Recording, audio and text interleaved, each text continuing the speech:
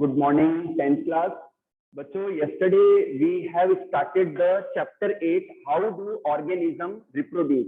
बच्चों, ये जो चैप्टर है आपके 10th के सिलेबस में बोर्ड एग्जाम में पूछा जाएगा। बहुत ही इंपॉर्टेंट चैप्टर है। इस चैप्टर के अंदर हम लोअर ऑर्गेनिजम्स में, प्लांट्स के अंदर एंड हायर ऑर्गेनिजम्स के अंदर एंड ह्यूमंस के अंदर रिप्रोडक्शन को समझेंगे, कैसे वो रिप्रोडक्शन करते हैं, और कुछ रिप्रोडक्टिव हेल्थ से रिलेटेड ह्यूमन बीइंग्स के एस्पेक्ट को देखते हुए हम स्टडीज करेंगे। At first we will discuss what is reproduction. What is reproduction? Again I am repeating this.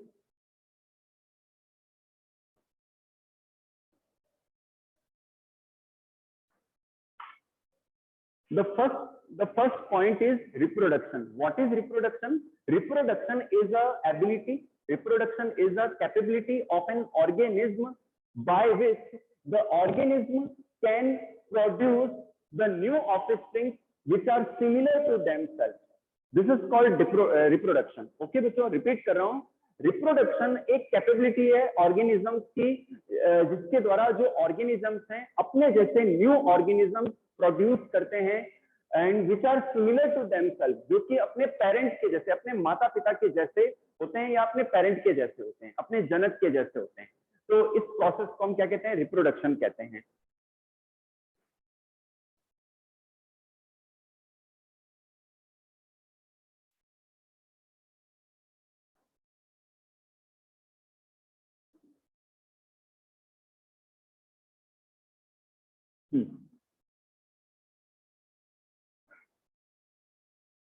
हाँ, तो बच्चों ध्यान से, ये रिप्रोडक्शन का पार्ट हो गया। नेक्स्ट टॉपिक है डीएनए। डीएनए, डीएनए की फुल फॉर्म क्या है बच्चों? डीऑक्सी राइबोज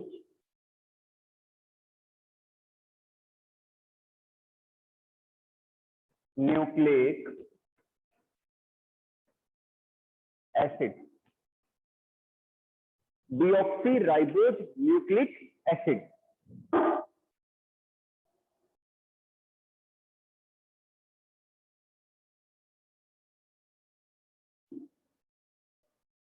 बच्चों आपने 9th में पढ़ा होगा सेल चैप्टर के अंदर कि सेल के अंदर न्यूक्लियस पाया जाता है और न्यूक्लियस के अंदर क्रोमेटिन मटेरियल पाया जाता है। हमारे अंदर या ऑर्गेनिजम्स के अंदर जो क्रोमेटिन मटेरियल है वो DNA, RNA, stone and non stone protein के बने होते हैं। बच्चों DNA is the actual genetic material in the living organism. DNA is the actual में जेनेटिक मटेरियल है लिविंग ऑर्गेनिजम्स के अंदर, और हमारी बॉडी की जो भी इंफॉर्मेशन है, जो भी एंजाइम, हार्मोन का फॉर्मेशन है, जो भी मेटाबॉलिक रिएक्शंस का जो कंट्रोल एंड रेगुलेशन है, वो डीएनए के द्वारा होता है। तो DNA is the master copy. बच्चों डीएनए के अंदर नाइट्रोजीनस बेसिस पाए जाते हैं जो कि जेनेटिक कोड के फॉर्म में डिफरेंट प्रोटीन के फॉर्मेशन को कंट्रोल करते हैं। तो अगर मान लो लिविंग ऑर्गेनिजम्स के अंदर उनके डीएनए में अगर चेंज आता है, उनके जेनेटिक कोड्स के अंदर चेंज आता है, तो उनके अंदर वेरिएशंस आ जाते हैं, चेंजेस आ जाते हैं, जो कि धीरे धीरे स्लोली एंड ग्रेजुअली नई स्पीसीज के इवोल्यूशन का कारण बनते हैं। ओके, तो एक्चुअल में जो चेंजेस आते हैं, जो परमानेंट चेंजेस आते हैं, जो जनरेशन बाय जनरेशन ट्रांसमिट होते हैं, they are the actually change of genetic material, they are the change of DNA, they are the change of nitrogen basis of DNA. Okay बच्चों, तो ये कॉन्सेप्ट है। अब बात करेंगे हम टाइप्स ऑफ रिप्रोडक्शन की।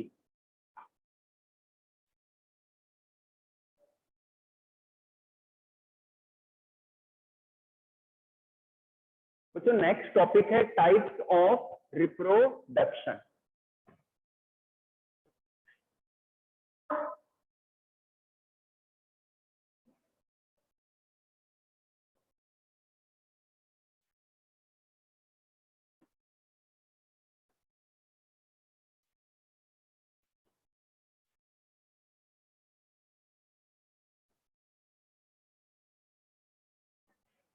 इसमें बच्चों फर्स्ट लेते हैं हम एसेक्सुअल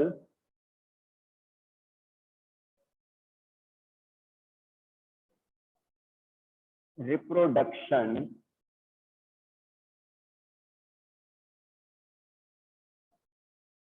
एंड सेकंड है sexual reproduction.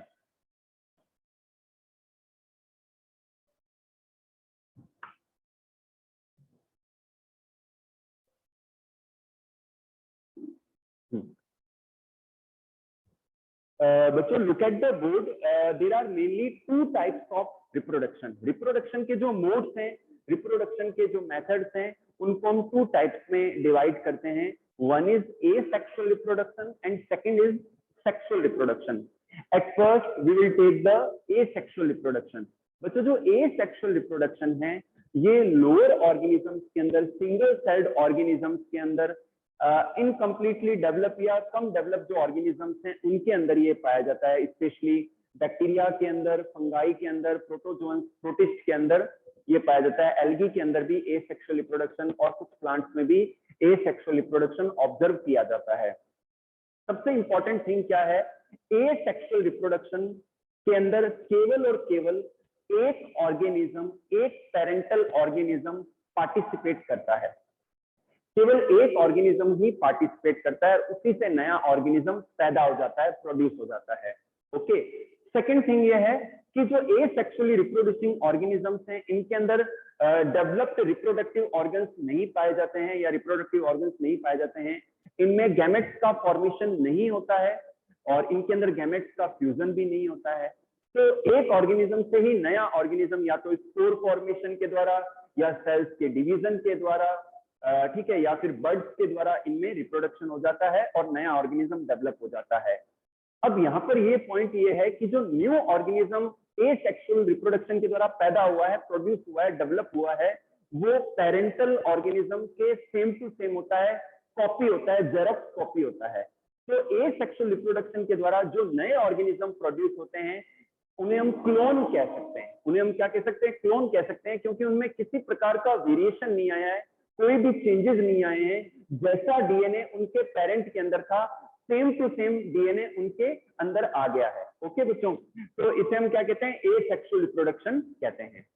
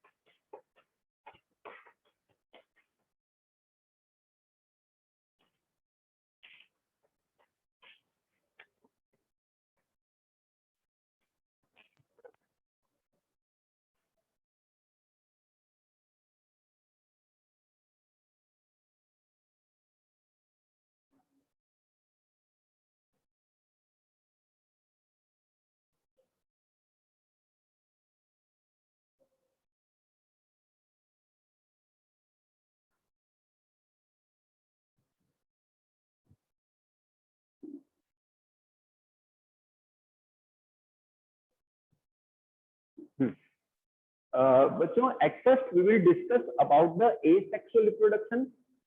Fission, what is fission? बच्चों, fission का मतलब होता है डिवाइड करना, टूटना, विखंडित होना, खंडित होना। तो इसमें जो सिंगल सेल्ड ऑर्गेनिज्म है वो डिवाइड होके दो या तीन या मल्टीपल सेल्स में डिवाइड हो जाते हैं, इसी को हम फिजन कहते हैं। एट फर्स्ट लेते हैं बाइनरी फिजन। बाइनरी मतलब दो। इसमें जनरली ये बैक्टीरियल सेल में और अमीबा में ऑब्जर्व किया जाता है कि जो एक सिंगल सेल है वो इलोंगेट होती है, उनका न्यूक्लियस या जेनेटिक मटेरियल डिवाइड होता है, साथ में कुछ साइटोप्लाज्म डिवाइड होके दो नई सेल्स बना लेते हैं। तो this is called binary fission. यहाँ पर बच्चों ये अमीबा की सेल है, ये न्यूक्लियस है, ये वैक्यूल है। ये सेल इलोंगेट होती है, न्यूक्लियस का डिवीजन होके एक न्यूक्लियस इधर, एक न्यूक्लियस इधर, फिर धीरे धीरे ये ग्रुप बनती है, थोड़ा थोड़ा साइटोप्लाज्म दोनों तरफ जाता है और एट द एंड दो नई सेल्स बन जाती है, तो इसे हम क्या कहते हैं, बाइनरी फ्यूजन इन अमीबा कहते हैं। क्या कहते हैं बच्चों, binary fusion in amoeba. Okay, तो ये फ्यूजन का ए है, ये ए पार्ट है बाइनरी फ्यूजन। सेकंड लेते हैं मल्टीपल फ्यूजन।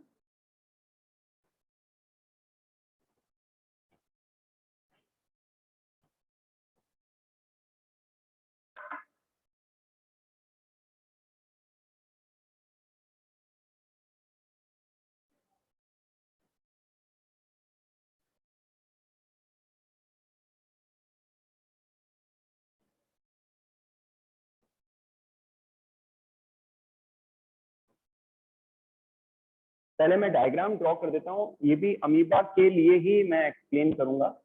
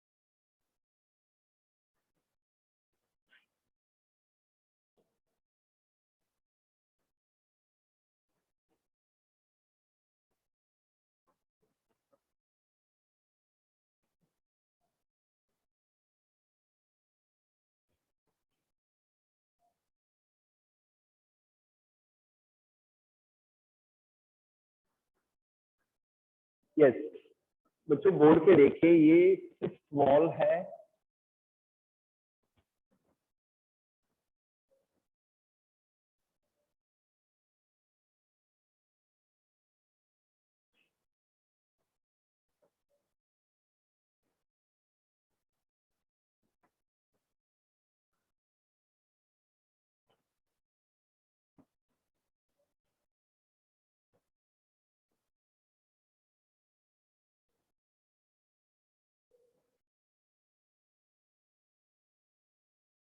हाँ,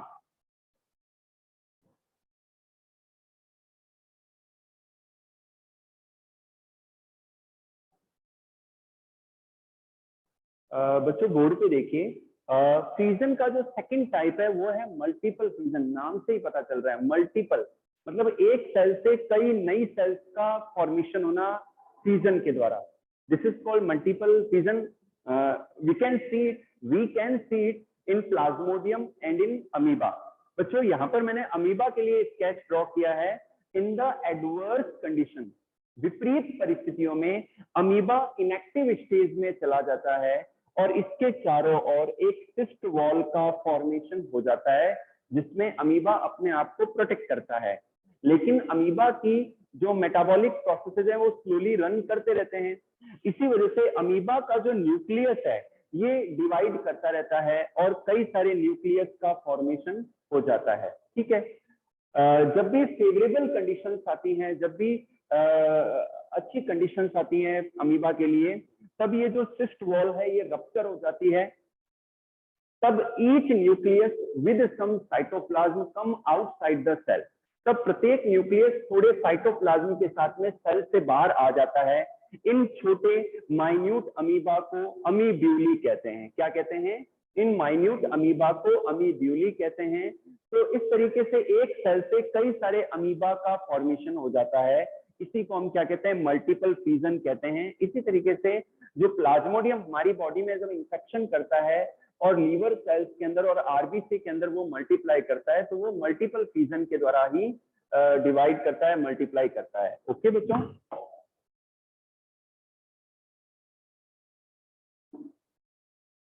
एक बार आप डायग्राम देख लें।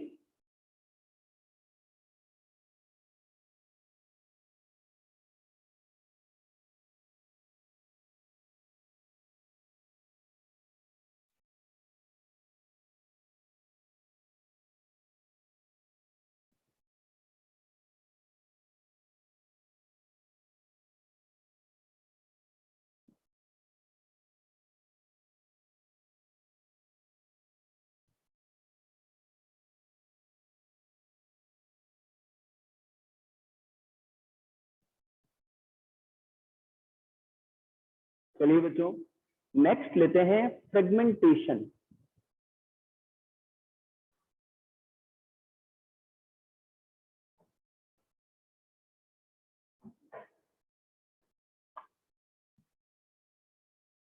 सेकंड जो टाइप है बच्चों ए सेक्सुअल रिप्रोडक्शन का, वो हम ले रहे हैं फ्रेगमेंटेशन।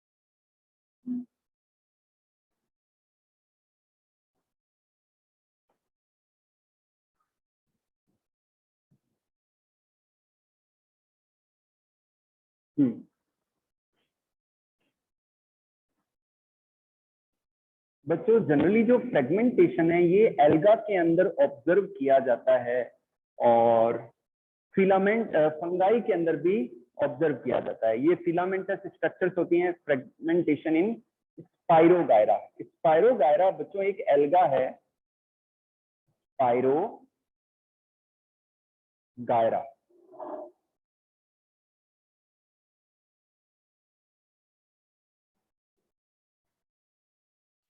ध्यान से देखिए बच्चों, फ्रेगमेंटेशन इन स्पाइरोगायरा। जनरली फ्रेगमेंटेशन फंगाई के अंदर भी देखा जाता है, एल्गा के अंदर भी देखा जाता है और ब्रायोफाइट्स के अंदर भी देखा जाता है।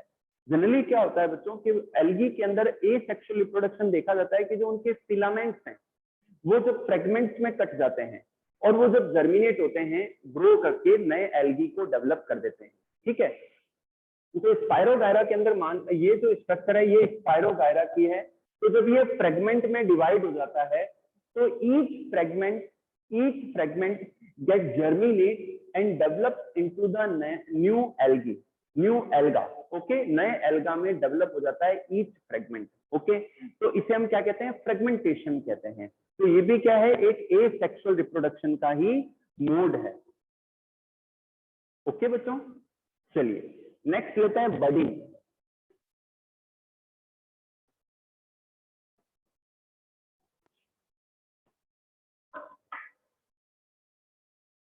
नेक्स्ट लेते हैं बडिंग। जो थर्ड जो टाइप है बडिंग।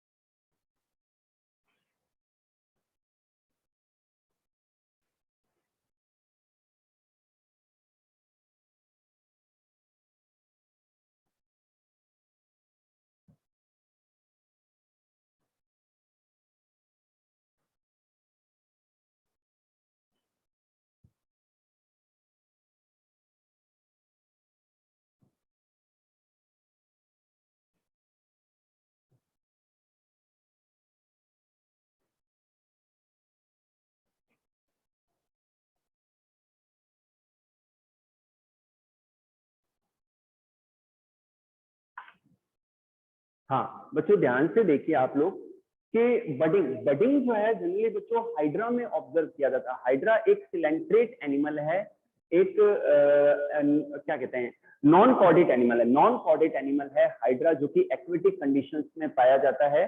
तो हाइड्रा के अंदर जनरली बडिंग के द्वारा रिप्रोडक्शन ऑब्जर्व किया जाता है कि ये हाइड्रा की बॉडी है, ये इनके टेंटेकल्स हैं। तो बॉडी के ऊपर ये बड का फॉर्मेशन हो जाता है। स्लोली ये जो बड है धीरे धीरे ग्रो करती है और एक टाइम के बाद में पेरेंटल बॉडी से ये जो बड है ये डिटैच हो जाती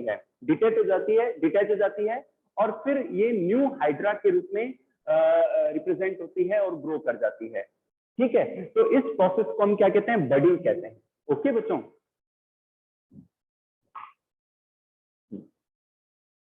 तो 10th क्लास आज इतना ही करेंगे। ए सेक्सुअल रिप्रोडक्शन के जो रिमेनिंग टाइप्स है वो कल की क्लास में डिस्कस करेंगे। आप रेगुलर रहें क्लासेस के अंदर और कोई भी डाउट्स हो तो आप पूछ सकते हैं। अभी आप हैंड रेज कर सकते हैं अगर आपकी कोई क्वेरी है।